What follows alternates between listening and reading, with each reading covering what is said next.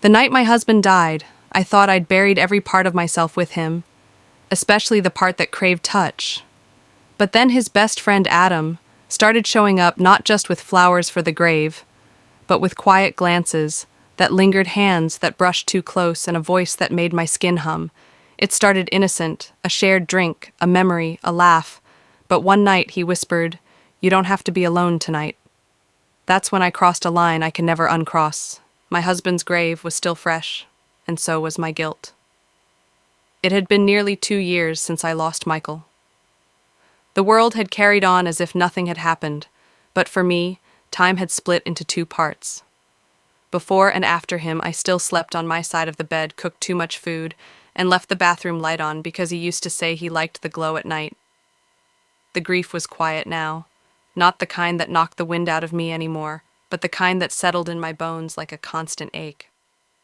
I lived in a small suburb outside of Portland, in the same house Michael and I had bought 10 years ago. The neighbors had changed, friends had drifted, but one person who always checked in was Jason, Michael's closest friend since college. They'd served in the military together, and even after they both left the service, their bond never faded. Jason was there when Michael proposed to me. He was the best man at our wedding, and he was the first person at the hospital when Michael got sick. After the funeral, Jason stayed close, not in an overbearing way, but quietly dependable. He would bring groceries, mow the lawn when he saw it getting out of hand, and text me every Sunday to ask if I needed anything. At first, I thought it was just his way of honoring Michael, of staying loyal to his memory. But slowly, our dynamic changed. One rainy afternoon in February, I was trying to change a ceiling light bulb and nearly fell off the step stool. Jason had shown up unannounced, something he'd never done before, and caught me mid-stumble. He steadied me, hands on my waist, and for a second longer than necessary, neither of us moved. His eyes searched mine, not in a romantic way, but in a concerned, intense silence that made me forget what I was doing. "Are you okay?" he asked, his voice unusually soft. "Yeah, just clumsy today." He chuckled, but didn't let go right away. That was the moment I started to notice him, not as Michael's best friend, but as a man. Jason was nothing like Michael, where Michael had been quiet and reserved. Jason was straightforward and witty. He had a rough edge from his years in the service, but he was also kind and observant in ways that caught me off guard. He remembered how I took my coffee, always brought dark chocolate when I had a bad week, and even asked about the garden. Michael and I used to tend together one evening after helping me fix a leaky kitchen faucet. Jason stayed for dinner. We ate spaghetti on the back porch, and as the sun dipped behind the trees, I realized I was laughing for the first time in a while. It felt foreign and familiar all at once. He told me stories about him and Michael in their younger days, how they once got caught sneaking into a dorm to prank a professor, how Michael had almost missed my wedding because Jason dared him to try surfing. The morning of, I laughed so hard I cried. And then I cried because I missed Michael. Jason just sat with me, held my hand, and didn't say a word. The weeks blurred after that. Jason came around more often, sometimes just for a quick chat, sometimes to help with chores. It felt natural, easy, but there were moments when our comfort with each other bordered on something else.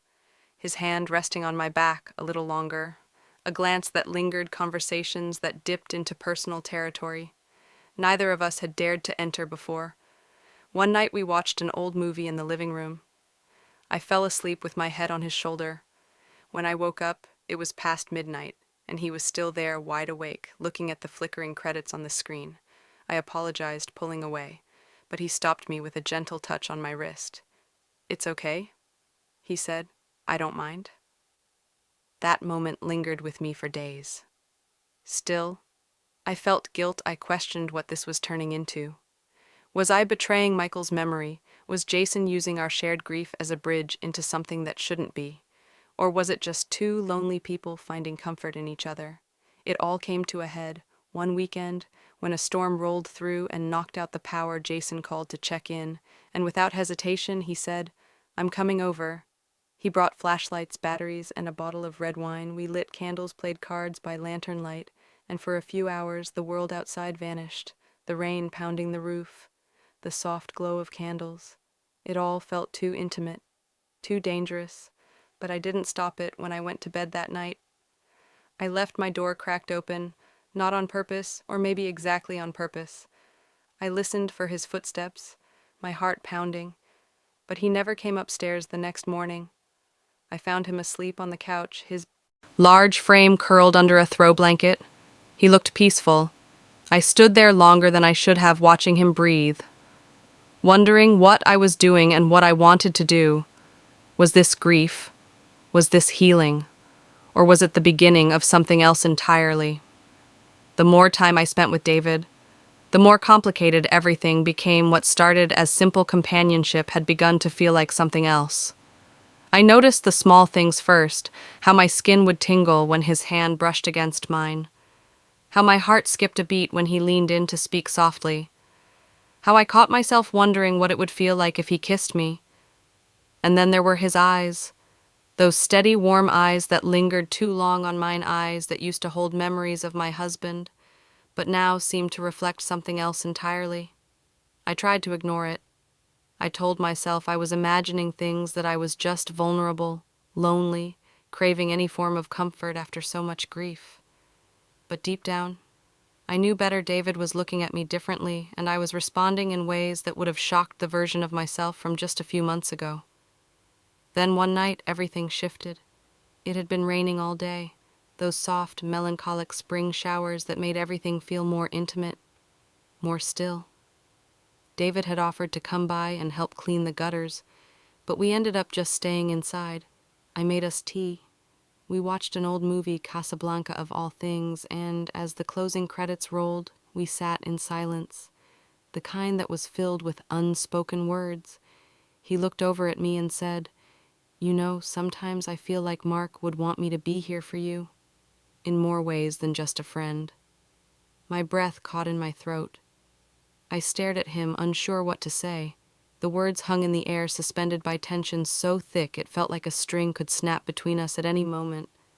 I finally managed to whisper, "Do you really think that?" David nodded slowly.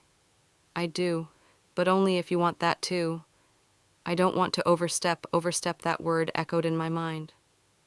What would Mark think if he saw us now, his best friend, his wife, sharing late-night conversations, emotional intimacy, the kind of closeness I hadn't felt since the day I lost him? And yet a traitorous part of me wanted to know what would happen if I said yes. I didn't respond. I just stood up, heart pounding, and told David I needed to go to bed that night. I didn't sleep. I lay awake, wrestling with guilt and desire. David gave me space, but his eyes still searched mine for some kind of answer.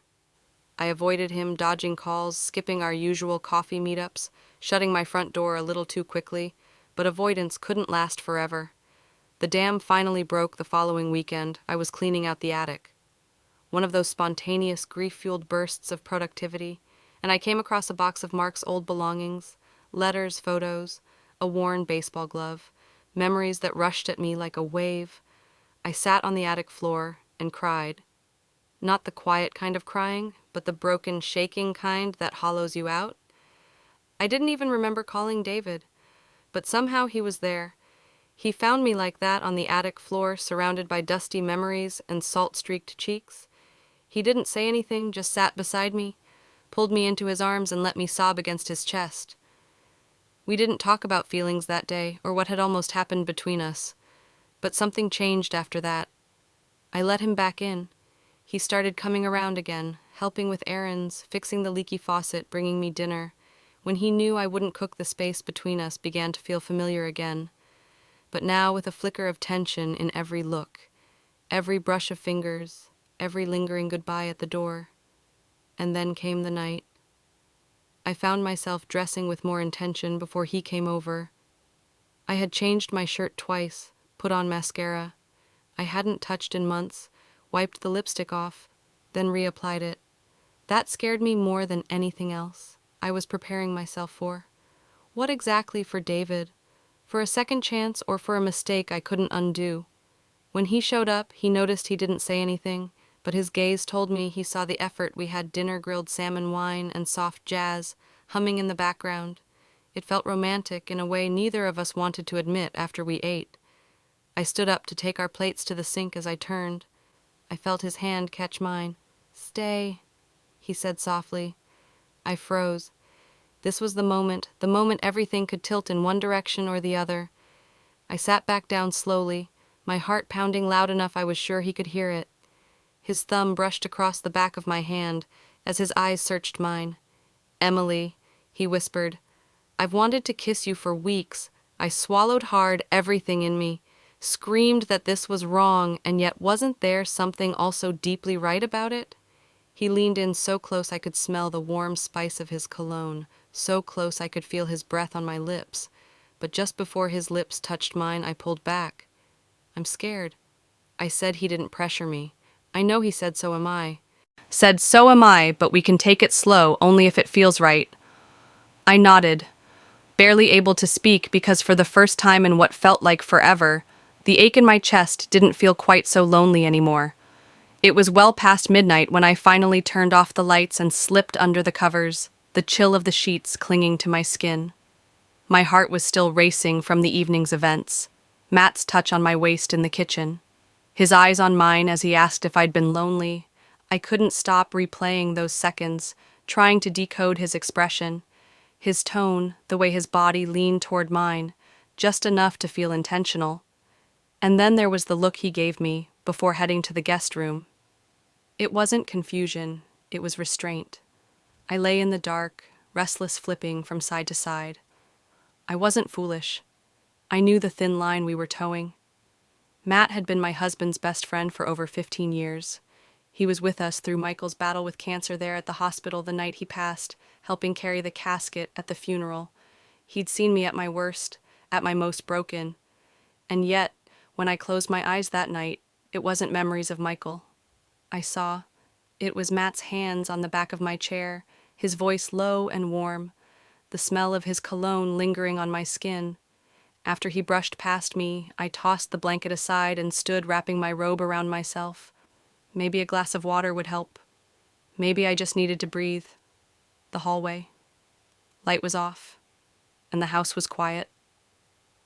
I walked barefoot through the hardwood floors. The sound of the grandfather clock ticking in the living room. The only thing breaking the silence, but when I reached the kitchen, I froze. Matt was there. He stood at the counter in a white t-shirt and boxers, pouring himself a glass of water.